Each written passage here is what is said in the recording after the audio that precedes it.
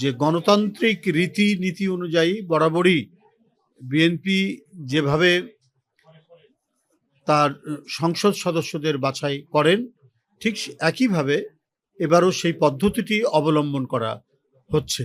অর্থাৎ যারা প্রার্থী হতে ইচ্ছুক তাদেরকে দলের যে মনোনয়ন ফর্ম সেটি আমরা বিতরণ করছি এবং তারা সেটি পূরণ করে যা যা চাওয়া হয়েছে সেই ডকুমেন্টসগুলো সহ আমাদের কাছে জমা দিবেন। এবারের প্রত্যাশা অত্যন্ত বেশি এই কারণেই যে দীর্ঘ 16-17 বছর এক ভয়ানক দুর্বিষহ পরিস্থিতি অতিক্রম করে আজকের এই জায়গায় উপনীত হয়েছে। একটা অবাধ এবং সুষ্ঠু নির্বাচনের জন্য দীর্ঘ লড়াই করতে হয়েছে। 15-16 বছরের লড়াইয়ের পর আমরা গণতান্ত্রিক চর্চা, রীতিনীতি এবং এটি অনুশীলন করার যে পরিবেশটি পাওয়া গেছে সেটির সর্বোচ্চ ব্যবহার আমাদের করতে হবে।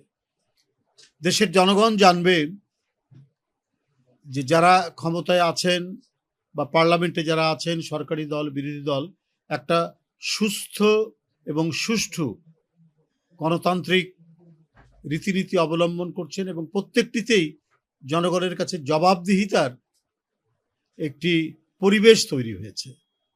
তো সেটা অত্যন্ত দক্ষতার সাথে বর্তমান যে পার্লামেন্ট এবং অন্যান্য যে জনপ্রতিনিধিদের যে ইয়েগুলো রয়েছে, জনপ্রতিনিধিদের নিয়ে যে প্রশাসনিক সংস্থাগুলো রয়েছে, অর্থাৎ জেলা পরিষদ চেয়ারম্যান, উপজেলা পরিষদ চেয়ারম্যান, ইউনিয়ন পরিষদ চেয়ারম্যান, পৌর মেয়র, এগুলো প্রত্যেকটাই আপনার জনগণের ভোটে তারা নির্বাচিত হবেন এবং জনগণের ভোটে নির্বাচিত হলে তারা জবাবদিহি করবে।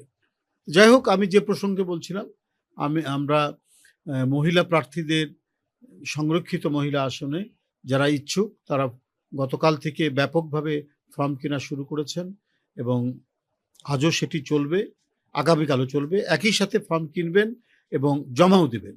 আগামীকাল ফর্ম কেনা এবং জমা দেওয়ার একেবারে শেষ তারিখ, কারণ সময় হাতে নেই, আরও অনেক প্রক্রিয়া রয়েছে, সেগুলোকে সম্পন্ন করতে হবে। আমার বিশ্বাস যে বিগত আন্দোলনে মহিলাদের অনেক অবদান রয়েছে, আপনারা জানেন। কেউ যদি ফেসবুকে কোনো স্বাধীন মতামত পেশ করেছেন, তাকে গভীর রাত্রে পুলিশ গ্রেপ্তার করে নিয়ে গেছে এবং যারা অত্যন্ত সক্রিয় ছিলেন রাজপথে তাদের উপর চলেছে বর্বরোচিত অত্যাচার, নিপীড়ন, নির্যাতন এবং মিথ্যা মামলা দিয়ে,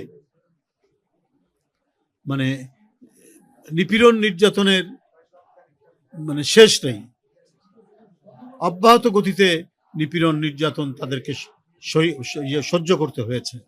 যাই হোক, সেই সমস্ত আমি মনে করি দলের আন্দোলন সংগ্রামে যাদের ভূমিকা রয়েছে এবং যাদের দক্ষতা রয়েছে পার্লামেন্টে কথা বলার অত্যন্ত যুক্তি সহকারে এবং সমাজে যাদের অত্যন্ত সুনাম আছে, তাদেরকেই নিশ্চয়ই দল বাছাই করবে বলে আমার দৃঢ় বিশ্বাস।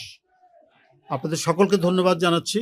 আপনারা আজও যথারীতি আমাদের নির্বাচনী যে মনোনয়নপত্র বিতরণ এবং জমা দেওয়ার যে ইয়েটি চলছে, প্রক্রিয়াটি চলছে, সেটি আপনারা অবলোকন করছেন, দেখছেন এবং অনেকের সাথে কথা বলছেন।